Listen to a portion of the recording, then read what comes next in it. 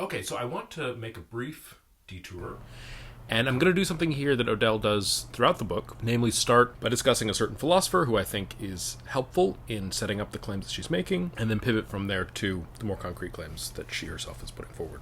Now, the philosopher I'm going to bring in here is not one she invokes in this text, but I think it's helpful to sort of contextualize and provide a kind of framework for thinking about some of the key arguments in the text. Now, this philosopher is Aristotle, and I'm going to also bring in some ideas briefly from Marx that are related to Aristotle, but the focus is going to be on Aristotle. And so I'm turning to Aristotle because I think he can help us understand the pernicious fixation on usefulness that Odell flags in the title. So the title of the introduction is Surviving Usefulness. And so I think it's not obvious at the outset what that means, and I think Aristotle can help us to understand what kind of thing she's getting at. But I think he also helps us to understand what human fulfillment looks like, or how we should think about what human fulfillment looks like, and why certain forms of leisure activities that we value for their own sake ought to be at the heart of a good, happy human life, and also ought to be thought of as having a certain kind of revelatory, ethically beneficial effect, tuning us into truths that we would otherwise lose sight of, that can transform our lives, or help us to transform our lives. And this is something that's really important, of course, for her account of doing nothing, the kinds of instances of doing nothing that she wants to defend and advocate for. So there are four basic ideas from Aristotle that I want to bring in that I think are helpful. So one is his account of flourishing or happiness. The second is his distinction between acts of production and activities that we engage in for their own sake. The third is his distinction between natural and unnatural wealth acquisition. Fourth and finally is his defense and celebration of the contemplative life, various forms of contemplative activity that are uniquely fulfilling and that can also tune us into fundamental truths about reality and our place in the world. I'm going to start by discussing Aristotle's account of happiness. So in the Nicomachean Ethics, which is his central ethical text, he starts out by trying to figure out what the human good is. So the thought is that we're trying to lead good lives, and in order to do that, we need to understand what makes a human life good. And so he proposes at the outset that if you were to ask the average person what they think the human good is, they would say happiness. And this, he thinks, is right, but it's unclear to many of us what exactly is meant by happiness. And it seems that a lot of people, if asked to define happiness, or to explain how you achieve happiness, will give different kinds of answers. And many people don't necessarily have an explicit answer, but if you look at the way in which they lead their lives, they seem to be working with different assumptions about what happiness looks like. So he wants to provide his own philosophical account of happiness. And he thinks that the key here is to look to human nature, to understand what kind of living things we are, what kind of activities are at the heart of a human life. And it's only on the basis of that understanding of our nature that you can arrive at conclusions as to what a good human life looks like. So he's going to reject a variety of different answers that people typically give. So one is that it's about honor or fame. Another is that it's about wealth. A third is that it's about pleasure.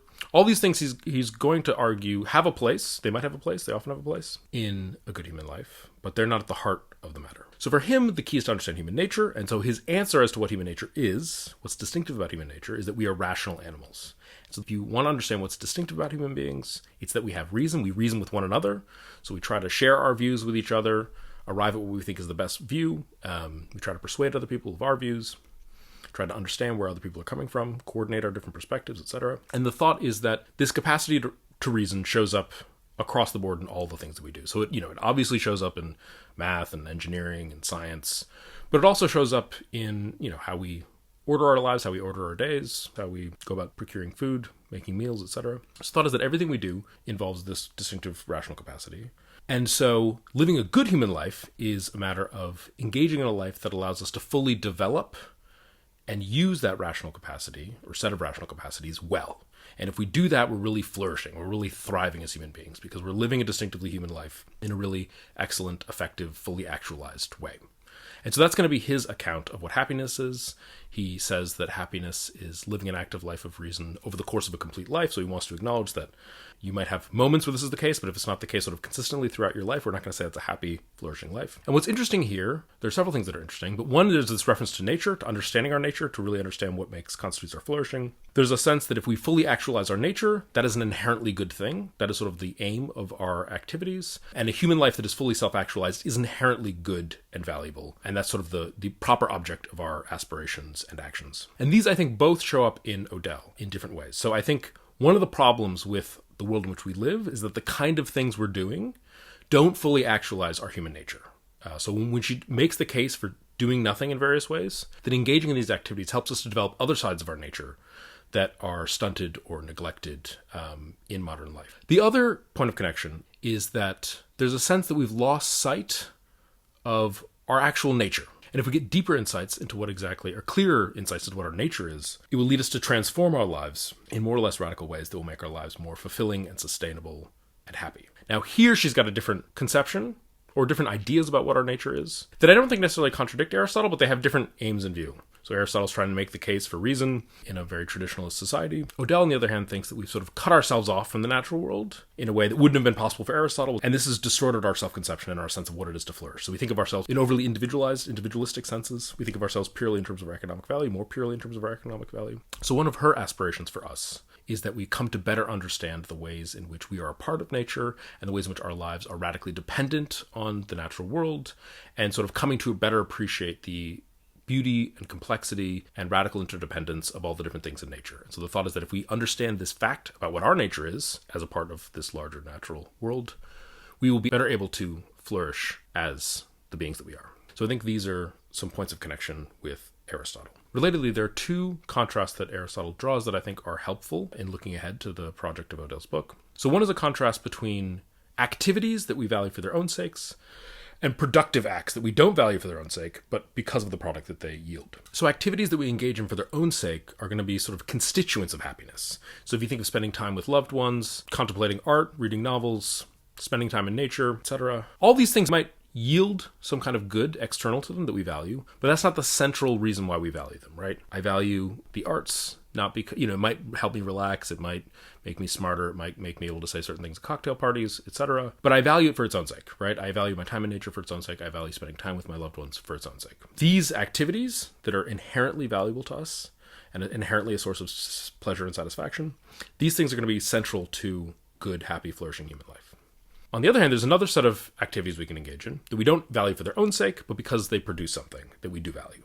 So if you have a job that you don't particularly like, but it yields a paycheck that you can use to pay your bills, then you value going to work, not inherently, but because it yields this paycheck. Many sort of mundane tasks that we engage in might fall in this bucket. So if you don't particularly enjoy washing your clothes or washing the dishes, cleaning the house, you will engage in these things because you value clean dishes, clean clothes, a clean house, but they're not inherently valuable activities for you. So this, I think, is an important contrast because there's some kind of priority of the activities we value for their own sake over the productive acts. So the productive acts give us things that we value, but ultimately it's in these activities we engage in for their own sake that we are going to find the sort of locus of our happiness and fulfillment. Relatedly, Aristotle also wants to draw a contrast between natural wealth acquisition and unnatural wealth acquisition. So here we're concerned with sort of productive acts, right? So we're trying to acquire wealth, generate wealth. And there's a kind of natural wealth acquisition that is about generating the wealth that you need, the resources that you need, in order to engage in the activities that constitute your happiness. I need a house, I need food. If I'm making YouTube videos, I need certain equipment. If I'm a teacher, I need maybe a laptop, books, etc. So there's a variety of resources we need to engage in certain activities that we value. But the thought is that there's a kind of limit to the wealth acquisition necessary here, right? So the thought is like you've got a set of activities you want to engage in that constitute your flourishing.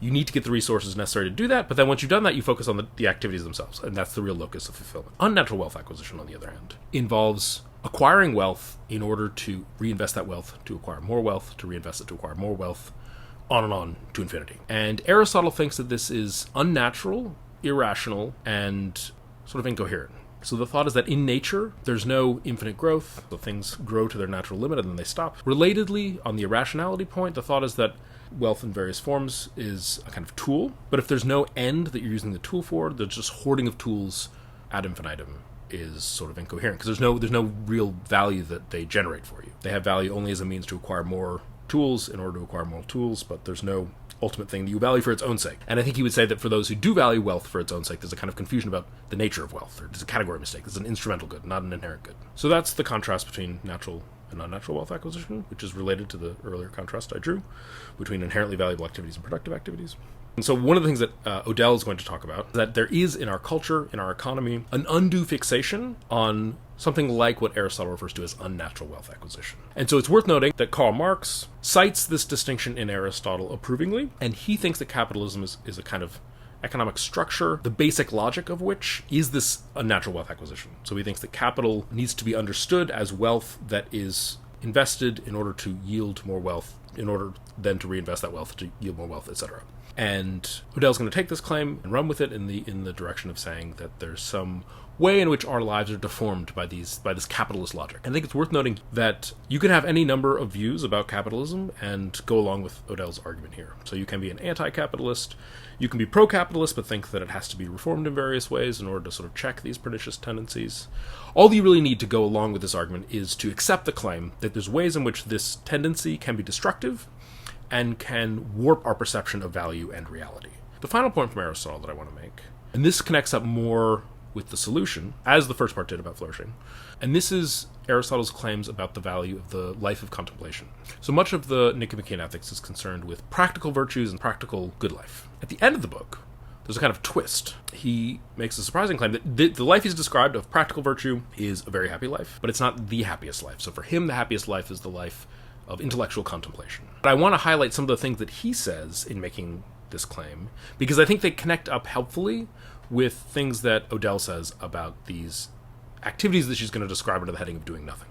So there are a variety of different things that he thinks are particularly valuable about the life of contemplation. So one is that it involves cultivating our highest self. So he thinks that when we engage in theoretical contemplation, we're using the most godlike faculties that we have.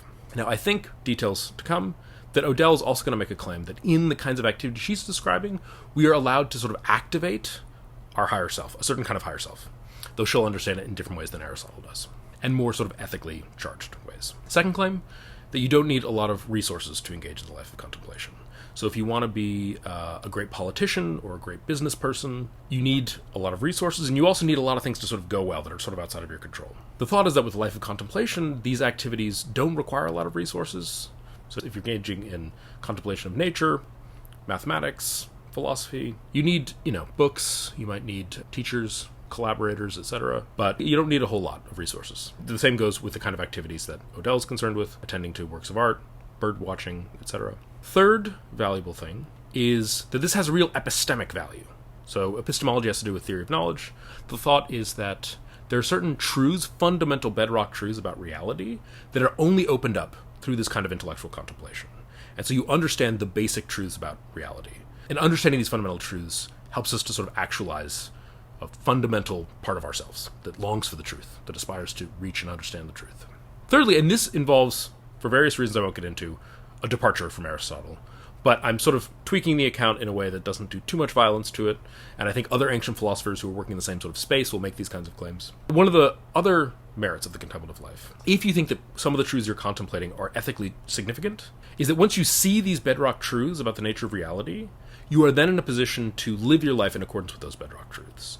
And so for a lot of ancient philosophers, one of the important fruits of doing philosophy is that you're able to live a life that accords with the truth better. And this, I think, is definitely very important for Odell. So I mentioned earlier, in discussing the sort of happiness, flourishing stuff, how Aristotle thinks of it in terms of actualizing our nature, understanding our nature. For Odell, she thinks that many of the problems that we face today involve sort of losing sight of basic truths about our being natural beings and immersed in the natural world.